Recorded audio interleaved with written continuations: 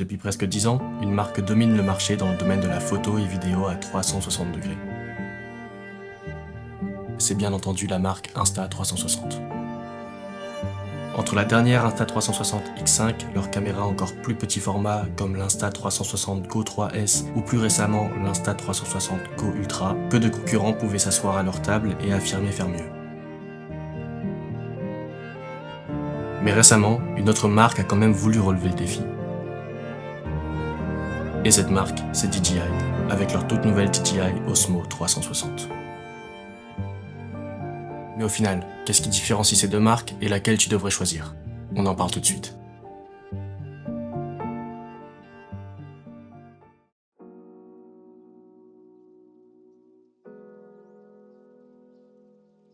À la différence d'Insta360 qui adopte un format plutôt rectangulaire, DJI a lui plutôt opté pour un format carré et compact avec ses avantages et ses inconvénients. En main, la DJI elle est vraiment légère, elle fait exactement 183 grammes et sa taille te permettra de pouvoir la glisser directement dans ta poche ou très facilement dans n'importe quel sac qui t'accompagnera. Le format carré permet clairement ce gain de place, mais a pour moi l'inconvénient de ne pas permettre une très bonne tenue de la caméra sans sa perche.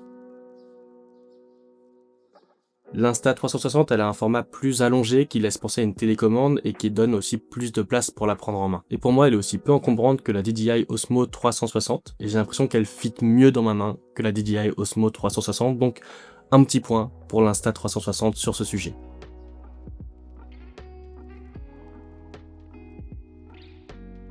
Au sujet des connectiques, DJI a pour moi gardé l'essentiel avec un port USB-C pour un transfert rapide des fichiers sur un ordinateur et pour recharger la caméra. Il y a aussi un trou fileté pour venir y adapter une perche, ou bien il est aussi possible d'utiliser la fixation magnétique que propose DJI avec ses accessoires. C'est quand même plus rapide et plus pratique.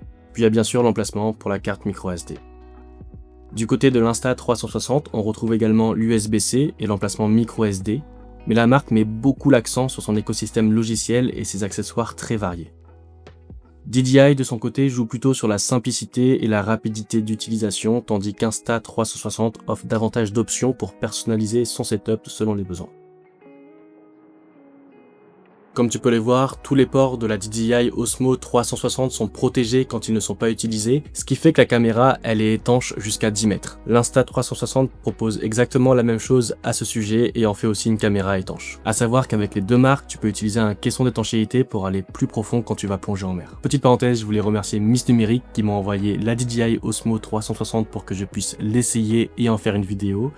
Et merci à Insta360 qui m'a envoyé la Insta360 X5 pour que je puisse aussi l'essayer et en faire aussi une vidéo. Si tu connais pas Miss Numérique, c'est tout simplement sur leur site que tu vas pouvoir retrouver tout un tas de caméras, drones ou d'accessoires en lien avec la photo ou la vidéo. Tu passes ta commande et ils te l'envoient hyper rapidement. Vraiment, c'est très rapide, c'est abusé. Je suis créateur pour eux depuis le début d'année, donc si à la fin de la vidéo, tu veux par exemple commander la DJI Osmo 360, tu vas sur leur site, tu passes ta commande et tu rajoutes le code Mathieu30 pour me soutenir. Merci à eux et je te laisse continuer la vidéo tranquillement. Bon là, assis-toi confortablement parce que c'est vraiment dans cette partie qu'on va voir les différences entre les deux caméras. Déjà, la DJI Osmo 360 est dotée d'un capteur 1 pouce avec une plage dynamique de 13,5 stops. Qu'est-ce que ça veut dire? En gros, plus le capteur il est grand, plus tu captes de la lumière et plus tu as une belle qualité d'image, même en basse luminosité. Et pour ça, DJI fait vraiment très fort. De son côté, l'Insta360 X5 possède un capteur légèrement plus petit, mais déjà avec une belle évolution par rapport aux dernières éditions, ce qui en fait une caméra plutôt performante aussi en basse luminosité et avec aussi de très beaux détails d'une manière générale. D'un point de vue résolution, les deux caméras te permettent de filmer en 8K et pour la DJI c'est du 8K natif et ça c'est vraiment incroyable. Avec la DJI tu peux monter jusqu'à 50 images par seconde en 8K et avec l'Insta360 tu pourras monter jusqu'à 30 images par seconde en 8K, mais après pour les deux caméras sur des résolutions un peu plus petites tu pourras monter sur du 100 images par seconde voire même sur du 120 images par seconde pour avoir des superbes ralentis. Donc à nouveau, avec ces 8K natifs à 50 images par seconde, DJI garde un avantage par rapport à l'Insta360 X5. Niveau ouverture, les deux caméras font plus ou moins la même chose.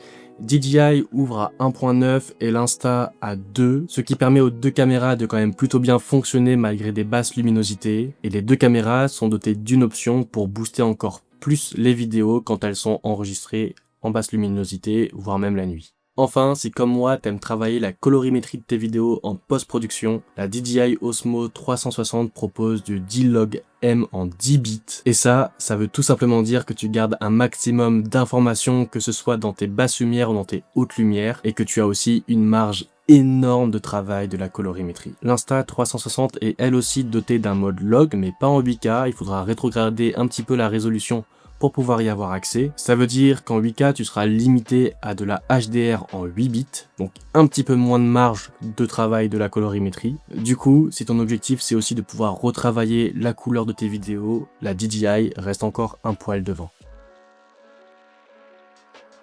Avec l'Osmo 360, DJI propose toute une gamme d'accessoires pour t'accompagner, et si tu as déjà une caméra d'action de la marque DJI, la plupart des accessoires sont compatibles. Donc ça comprend les perches invisibles, la batterie extension Rode qui augmente l'autonomie de la caméra, la poignée vortex, la protection des lentilles, ou encore cet adaptateur qui te permet d'utiliser la fixation magnétique de la caméra. Et en plus, dans tout ça, tu peux directement utiliser les DJI Mic 2 ou les DJI Mic Mini sur la caméra, sans récepteur supplémentaire. Moi, j'ai les DJI Mic de première génération et sache que ça ne fonctionne pas avec la DJI Osmo 360. De son côté, l'Insta360 X5 propose aussi un écosystème d'accessoires très complet et souvent un peu plus varié. Tu retrouveras bien sûr les perches invisibles, des protections de lentilles, mais aussi beaucoup de fixations pensées pour des usages créatifs. Harnais, ventouses, adaptateurs pour drone FPV et même des coques spécifiques pour pousser l'étanchéité encore plus loin. Pour moi, le gros point fort de la X5, c'est qu'elle peut s'adapter avec une gamme très large d'accessoires et pas qu'avec des accessoires de la marque Insta360. Donc en résumé, niveau accessoires, DJI mise vraiment avec la compatibilité des accessoires de sa marque, et donc si tu as déjà eu des caméras de la marque DJI, eh bien elles seront sans doute compatibles avec cette caméra, tandis qu'Insta360 ouvre un peu plus de possibilités d'un point de vue accessoire et de par son ancienneté sur le marché,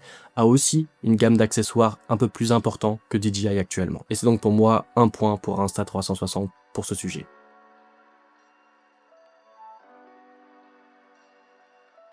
Pour le montage de tes vidéos, DJI tout comme Insta360 proposent leur application et leur logiciel respectif. Et sur les deux logiciels / applications, tu retrouveras toutes les fonctionnalités de base que peut contenir un logiciel de montage vidéo, comme tu peux en trouver sur DaVinci ou encore sur Premiere Pro. Mais la particularité qu'il y a sur les deux logiciels, c'est que tu vas pouvoir manipuler ton image pour déterminer l'angle de vue que tu veux quand tu auras filmé en 360 degrés.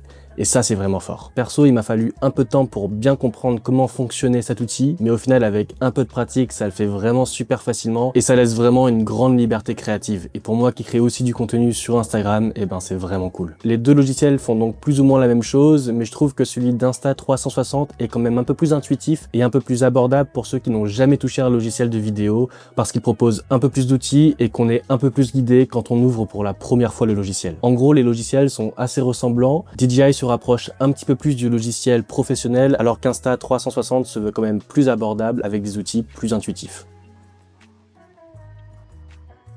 Donc au final, quelle caméra dois-tu choisir entre l'Insta360 X5 et la DJI Osmo 360? En fait, ça va vraiment dépendre de ton usage et d'où tu en es dans la vidéo. Pour moi, si tu es un vidéaste qui a déjà un petit peu de pratique, qui aime travailler la colorimétrie, qui cherche des options un petit peu plus poussées, la DJI Osmo 360, elle est vraiment faite pour toi parce qu'elle propose du 8K en natif à 50 images par seconde, qu'elle propose du log en 10 bits, donc pour la colorimétrie c'est quand même assez incroyable, et que tu seras un petit peu moins guidé dans l'usage de son application et de son logiciel. Et si du coup tu as un petit peu moins de pratique et que tu recherches plutôt une caméra qui est très vite accessible, qui est assez intuitive, bah l'Insta360 X5 elle est vraiment top parce que son application vraiment c'est son gros point fort, c'est ultra intuitif, il y a plein d'options pour t'aider à monter tes vidéos derrière, donc quoi qu'il arrive tu en ressortiras avec de très belles images, et même d'un point de vue option, même s'il y a des choses qu'il y a sur la DJI qu'il n'y a pas sur l'Insta360 X5, tu vas quand même avoir une super bonne qualité d'image et tu seras pas déçu. Donc au final les deux caméras elles sont vraiment top, l'une a un petit peu plus d'options, l'une est un petit peu plus accessible et intuitive, mais quoi qu'il arrive en fait tu ne te tromperas pas si tu choisis l'une ou l'autre. En tout cas moi je te remercie d'avoir suivi la vidéo, si ça t'a plu et ben n'hésite pas à laisser un petit pouce bleu, à me dire en commentaire quelle est ta caméra préférée et ce que tu as pensé de cette vidéo, et bien sûr à t'abonner parce que je commence ces vidéos sur YouTube, j'espère que c'est la première d'une longue série, et puis si t'as envie de suivre l'aventure, et ben c'est ici que ça se passe, et aussi sur mon Insta qui est dans la description. Donc je te dis à bientôt.